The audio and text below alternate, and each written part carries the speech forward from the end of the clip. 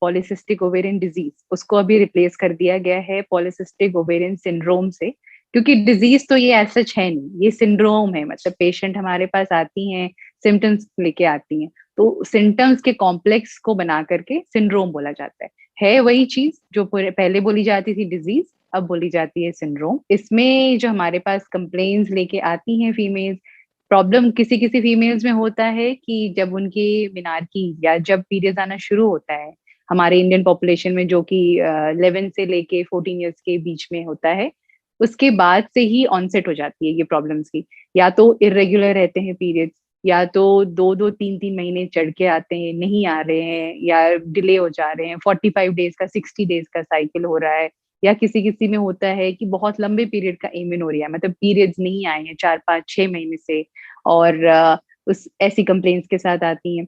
कुछ हमारे पास आती हैं कंप्लेंट्स लेके कि बहुत ज्यादा एक्ने है, दाने हैं फेस पे बहुत ज्यादा, सारी तरह की ट्रीटमेंट ले ली, क्रीम्स ले लिए, मेडिसिन खा ली, फिर भी ये नहीं हो रहा, ये हर बारी आ जाता है। या कंप्लेन होती है कि चेहरे पे बाल बहुत ज्यादा हैं, बार बार ही उनको निकालना पड़ता है, मतलब चिन के ऊपर, लिप्स के ऊपर बहुत ज्यादा है, या फिर अपने एब्डोमेन, पेट के ऊपर बहुत ज्यादा हेयर ग्रोथ है। और क्या तो कंप्लेन लेके आती हैं कि वेट बहुत गेन हो रहा है, वेट बहुत ज्यादा बढ़ता जा रहा है, मैं इतना ज्यादा खाती नहीं हूँ लेकिन फिर भी मेरा वेट बढ़ता जा रहा है। तो ऐसे ऐसी कंप्लेन्स के साथ हमारे पास आते हैं पेशेंट्स। या कोई पेशेंट्स हैं जो मैरिड हैं, जो मैरिड उसमें है, अपनी मैरिड लाइफ स्टार्ट कर रही हैं, उनकी ये कंप्लेन होती है कि हम पिछले 1-2 साल से ट्राई कर रहे हैं बट हम कंसीव नहीं कर पा रहे हैं, तो इसकी वजह क्या है, आप हमें बताएं, क्या कोई प्रॉब्लम है। तो ऐसे सिम्टम्स के साथ पेशेंट आती हैं, तो हमें सस्पेक्ट करना चाहिए कि हो सकता है, क्योंकि अभी बहुत ही प्रेवलेंट है पीसीओएस। पहले कम होता था, पहले स्ट्रेस लेवल्स कम होते थे, पहले की लाइफस्टाइल अलग थी। यूजुअली एक जो हमारा साइकिल होता है, मेंस्ट्रुअल साइकिल, उसमें एक बड़ा सिस्ट बनता है, जो बड़ा होकर के रप्चर होता है, उसके बाद उस हिसाब से मेंसेस आते हैं, उससे हार्मोन रिलीज होते हैं, वो हमारी पूरी मेंस्ट्रुअल साइकिल को रेगुलेट करता है। लेकिन जो पेशेंट सफर कर रहे हैं पीसीओएस से, उनमें क्या होता है कि एक टाइम पे एक बड़ा फॉलिकल नहीं बनता, उसकी जगह बहुत सारे छोटे छोटे फॉलिकल्स बन जाते हैं। फॉलिकल्स मतलब सिस्ट बन जाते हैं, पॉलीसिस्टिक मतलब न्यूमरस सिस्ट बन जाते हैं, ओवरी के अंदर बनते हैं। तो इससे क्या होता है कि ये जो छोटे छोटे सिस्ट हैं, ये अपने लेवल पे थोड़ा थोड़ा हार्मोन सिक्रीट करते रहते हैं, बट जो उस बड़े सिस्ट का फंक्शन था, एट अ टाइम, एट एक सिंगल गो में पूरा हार्मोन सिक्रीट करके अपना रप्चर करा करके और आगे की साइकिल में प्रोसीड करना, वो ये छोटे छोटे जो फॉलिकल्स होते हैं, सिस्ट जो होती हैं, वो नहीं कर पाती हैं, वो ये सिस्ट जो होती है अचीव नहीं कर पाती हैं। इसीलिए पीरियड्स फिर नहीं आ पाते हैं, क्योंकि इनका रप्चर नहीं हो पाता है, हार्मोन रेगुलेट नहीं हो पाते हैं। जो लाइफस्टाइल है वो सबसे ज्यादा इम्पोर्टेंट है। पहले जो थी, पहले के जो हमारी फीमेल्स हैं, जो हमारी मम्मी हो गई, हमारी खाला, या बहुत पहले के जो हैं, तो उनके जो एरा था, उनका जो एज ग्रुप था, उसमें ये प्रेवलेंट नहीं था, क्योंकि लाइफस्टाइल जो है अब जो आई है वो हो गई है स्ट्रेसफुल लाइफस्टाइल। हमारे अगर आप देखें आसपास में, तो ऑलमोस्ट ऑल फीमेल्स, सारी जो फीमेल्स हैं वर्किंग हैं या स्टडिंग है, स्टूडेंट्स हैं, तो लेवल ऑफ स्ट्रेस जो है वो एक इम्पॉर्टेंट फैक्टर है। कुछ कुछ होते हैं जिनमें इनहेरिटेड होता है कि फैमिली हिस्ट्री रही है, सिस्टर में रही है, मदर में रही है, तो उनमें होता है, तो ये आपका हेरिटेड हो गया एक फैक्टर। दूसरा फैक्टर है जो लाइफस्टाइल, इन द सेंस की लेवल ऑफ एक्टिविटी। अगर तो आपकी सिडेंट्री लाइफस्टाइल है, सिडेंट्री लाइफस्टाइल हम उनको बोलते हैं जिनमें एक्टिविटी का जो लेवल है ना कम होता है, तो एटलीस्ट मॉडरेट और हैवी जो वर्क वाले ग्रुप वाले होते हैं, तो उनके कंपैरिजन में पीसीएस होने के चांसेस कम है। और जो अपनी सिडेंट्री लाइफस्टाइल है, जिनकी एक्टिविटी कम है, या जो है जिनकी वेट गेन हो रही है, इवन मतलब over a period of time weight regularise नहीं हो रहा, फिजिकल एक्टिविटी बहुत कम है, उनमें होता है। और बाकी अगर तो आजकल की लाइफस्टाइल ऐसी है, इतनी बिजी लाइफस्टाइल है, डाइट का जो इफेक्ट पड़ता है उससे भी पीसीओएस डेवलप होने के चांसेस हैं। अगर आप फैट फूड इंटेक ज्यादा कर रहे हैं, एक होती है एसेंशियल फैटी फूड और एक होता है नॉन एसेंशियल टाइप, अगर आप एक्सेसिव फैट इंटेक कर रहे हैं, बॉडी में डिपॉजिट हो रही है जाकर के वो, तो उससे, जंक फूड के इंटेक से, इन सब से भी हमारे जो लाइफस्टाइल है उस पर इफेक्ट पड़ता है। जो गायनी के गाइडलाइंस हैं, तो उनमें हम एक क्राइटेरिया फॉलो करते हैं ये डायग्नोसिस तक पहुंचने के लिए कि हमारे पास जो आई हैं उनको पीसीओएस है या नहीं है। तो उस क्राइटेरिया को हम रोटरडम क्राइटेरिया बोलते हैं।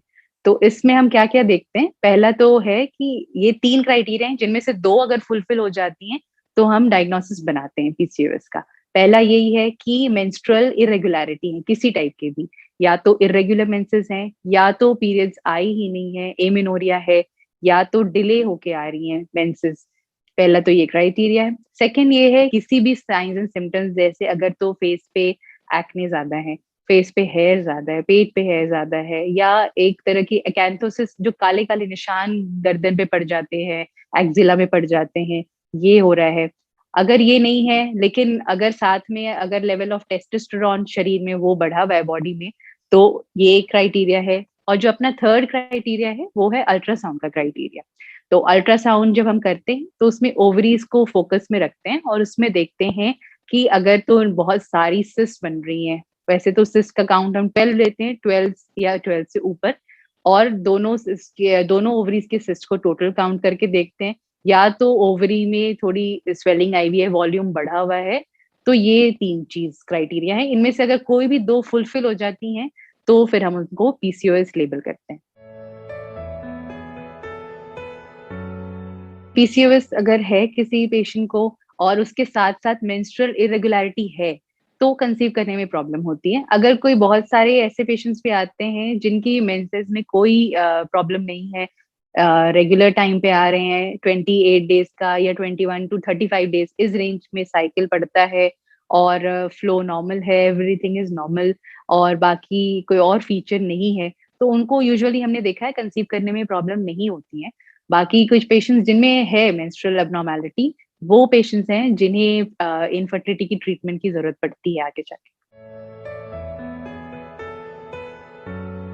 पीसीओएस जो है वो यंग जो रिप्रोडक्टिव एज ग्रुप है, मेनार्की से लेके, मतलब जब उसका मेंसेस आना शुरू हुआ है, तब से लेके अप्रॉक्सिमेटली 35 टू 40 इयर्स, ये जो ज़ोन है, इनमें पीसीओएस डेवलप होने के चांसेस रहते हैं। कुछ पेशेंट्स में देखा गया है कि मेंसेस का ऑनसेट जब होता है, तब से ही रहता है वो उनको पीसीओएस के फीचर्स, और कुछ में देखा गया है कि जैसे-जैसे आगे लाइफ में स्ट्रेस बढ़ती है या वेट गेन हो जाता है इवेंचुअली, तो वो डेवलप कर जाती हैं पीसीओएस। तो ऐसी कोई फिक्स एज नहीं है डेवलप होने की, लेकिन इस यंग रिप्रोडक्टिव एज ग्रुप में देखा गया है पीसीओएस। अगर तो कोई हमारे पास यंग फीमेल आई है, जिनकी अभी शादी नहीं हुई है, उनका मेन इश्यू सिर्फ़ मेंसेस का है, पीरियड्स का है, तो उनका ट्रीटमेंट अलग है। उनमें हम क्या करते हैं, उनमें हमें चाहिए कि जो बॉडी में हार्मोन इम्बैलेंस हो चुका है, तो उसे हम बैलेंस करना चाहते हैं। तो हम बाहर से सप्लीमेंट करते हैं हार्मोन को, जो हार्मोन का लेवल बॉडी में इक्विलिब्रियम बना के रखता है। तो इस कंडीशन में हम जो एस्ट्रोजन, प्रोजेस्टेरॉन हमारे बॉडी में रिक्वायर्ड है, उसको सप्लीमेंट करते हैं। हम कॉन्ट्रासेप्टिव पिल्स प्रिस्क्राइब करते हैं, वो भी अलग-अलग तरह की आती हैं। उसमें डिफरेंट कॉम्बिनेशन होता है एस्ट्रोजन और प्रोजेस्टेरॉन का। और अगर किसी में एक्ने और हिर्सुटिज़म, मतलब एक्सेस हेयर की कंप्लेन है, तो उसमें अलग कॉम्पोज़िशन होती हैं। इन सब बातों को, पेशेंट के सिम्पटम को ध्यान में रखते हुए, फिर इनको हम ये प्रिस्क्राइब करते हैं। मेन अपना एजेंडा वही है कि जो हार्मोन का इम्बैलेंस हो गया है बॉडी में, उसको हम बाहर से सप्लीमेंट करके इक्विलिब्रियम बना दें। बाकी जो दूसरी कैटेगरी की हैं फीमेल्स जो कंसीव करना चाह रही हैं, कंसीव नहीं कर पा रही हैं, उसमें भी हमें यही बात ध्यान में रखनी है कि उनमें भी हार्मोन इम्बैलेंस है। तो उनमें प्रॉब्लम ये है कि एट अ टाइम एक जो सिंगल ओवरी में बननी चाहिए सिस्ट, जो रप्चर होके आगे जाके फर्टिलाइज़ होती हैं, जो स्पर्म्स आते हैं, फर्टिलाइज़ होके बेबी कंसीव होता है, वो नहीं हो पाता। तो इस कंडीशन में हम या क्या करते हैं, अंडे बनने वाली एक दवाई दी जाती है 5 दिनों के लिए, उनके फिर अल्ट्रासाउंड होते हैं फ्रीक्वेंटली, और उस हिसाब से फिर आगे की ट्रीटमेंट होती है। जो अंडे बनने वाली दवाई हम देते हैं, तो वो हम एटलीस्ट मिनिमम 6 साइकिल्स तक ट्राई करते हैं, कि 6 मंथ्स का मिनिमम ट्राई करके देखते हैं। बीच में हम चाहें तो 2 महीने की ट्राई देने के बाद 1 महीने का गैप देते हैं बॉडी को, और इसमें बाकी चीज़ें भी रूल आउट करनी है। ऐसा नहीं है कि बिल्कुल हमारी जो लेडी हैं, उन्हीं का इन्वेस्टिगेशन, उन्हीं का इलाज चलता जा रहा है। दोनों जो कपल हैं, पार्टनर भी हैं, दोनों का साथ-साथ इलाज चलता है।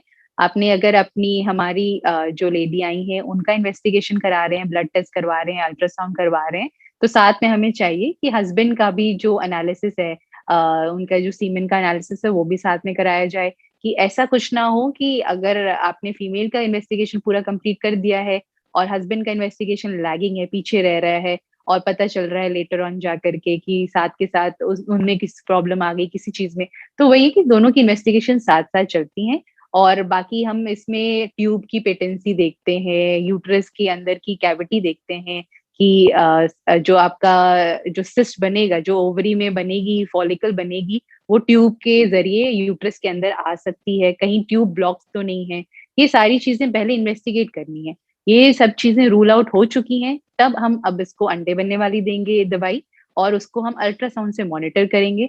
तो ये सारा प्रोसीजर जो है ये थोड़ा है स्ट्रेसिंग, ये हमारी जो कपल्स आते हैं उनके लिए होता है थोड़ा स्ट्रेसफुल, लेकिन हम अकॉर्डिंगली काउंसल करके फिर उनको बताते हैं कि थोड़ा वेट टाइम तो है, आपको पेशेंस रखना पड़ेगा। मिनिमम 6 मंथ्स टू 1 ईयर का टाइम आपको लेके चलना पड़ेगा। किसी भी बात को लेके अगर ज़्यादा स्ट्रेसफुल लाइफ चल रहा है, तो वो आपकी मेंसेस को इफ़ेक्ट करेगा। तो अपने स्ट्रेस लेवल को कम से कम रखने की कोशिश करें। अपनी जो डाइट है, जो आप ले रही हैं फूड इनटेक, उस पे थोड़ा-सा ध्यान दें। कहीं आप ज़्यादा जंक फूड, फास्ट फूड, बाहर का फ्राइड फूड ज़्यादा ना खाएँ। प्रेफ़र करें कि घर का खाना जो है वो खाएँ। अपने पोर्शंस को डिवाइड कर लें, 3 मेजर मील में और 3 छोटे मील्स में डिवाइड कर लें। और बाकी अपना जो वेट है, हम तो यूजुअली जो हमारे पास आती हैं पेशेंट्स, तो हमें उन्हें यही रिकमेंड करते हैं कि आपका वेट जो है उसका 5% रिडक्शन करने की कोशिश करें। हम इतने बड़े गोल्स नहीं सेट करने कि भई आप अगर 60 केजी की हैं तो बिल्कुल ही 55 और 50 हो जाएँ, एकदम स्लिम ट्रिम हो जाएँ, वैसा नहीं, वैसा कोई गोल नहीं अचीव करना है। आपका जो वेट है उसका 5% वेट रिड्यूस करने की कोशिश करके देखें। जैसे ही वो आप रिड्यूस करेंगे, अपने आप आपको चेंजेस दिखने शुरू हो जाएँगे अपनी बॉडी में। और साथ के साथ लाइफ़स्टाइल जो है वो बिल्कुल एक्टिव रखनी है अपनी। ऐसा भी नहीं है कि बिल्कुल जिम करना है डेली, बिल्कुल ही आप 10 किलोमीटर्स वॉक कर रहे हैं, ब्रिस्क वॉकिंग कर रहे हैं, वैसी कोई बात नहीं। डेली जो एक्टिविटीज़ हैं उसमें बॉडी को थोड़ा एक्टिव रखें। खाना खाने के बाद चलना-फिरना करें, 10 मिनट्स एटलीस्ट 15 मिनट्स थोड़ा चलें, तो अकॉर्डिंगली उससे इम्प्रूवमेंट आती है। अगर कपल्स हैं जो कंसीव करने का ट्राई कर रहे हैं, तो हमारे जो गाइडलाइंस के अकॉर्डिंग हम जो ड्यूरेशन लेते हैं, जैसे हमारे पास बिल्कुल इनिशियली न्यूली मैरिड अगर कपल आ जाए, तो we tell them, we explain them कि भई ये फर्टाइल पीरियड है आपके मेंसेस का, आपको इस टाइम पे ट्राई करना चाहिए। अगर तो 1 ईयर तक आपने ट्राई करा है और उसके बाद आपने कंसीव नहीं किया, तो आप आएँ, हॉस्पिटल में कंसल्टेशन लें। सबसे इम्पोर्टेंट चीज़ तो स्ट्रेस लेवल ही है। कपल्स आते हैं वो इतने स्ट्रेसफुल होते हैं, एनवायरनमेंट आस-पड़ोस का लोगों से सुन के, तो वो स्ट्रेस लेवल को कम करने की कोशिश करें, एक-दूसरे को मोटिवेट करें इस प्रोसेस में, it's a very long process. और बाकी वही है कि मोटिवेटेड जितना रहेंगे, रिज़ल्ट उतने अच्छे आने के, उतनी जल्दी आने के चांसेस रहते हैं। और काउंसलिंग तो यही है कपल्स के लिए कि दोनों साथ-साथ अपने इन्वेस्टिगेशंस करवाएँ, लैग ना करें कि भई आपने अपनी वाइफ का इन्वेस्टिगेशन करवा दिया, आपके इन्वेस्टिगेशंस रह गए। तो वो एक मेंटल स्ट्रेस बिल्डअप हो जाता है, प्रेशर बिल्डअप हो जाता है एक इंसान के ऊपर। तो हम यही काउंसल करते हैं उनको कि साथ-साथ आएँ, दोनों साथ में अपनी काउंसलिंग करवाएँ, साथ में इन्वेस्टिगेशंस करवाएँ और थोड़ा-सा पेशेंस रखें, क्योंकि ये इवेंचुअली आपकी आगे के लिए ही है, और थोड़ा-सा पेशेंस रखेंगे, स्ट्रेस फ्री रहेंगे, तो रिज़ल्ट जल्दी और अच्छा आएगा।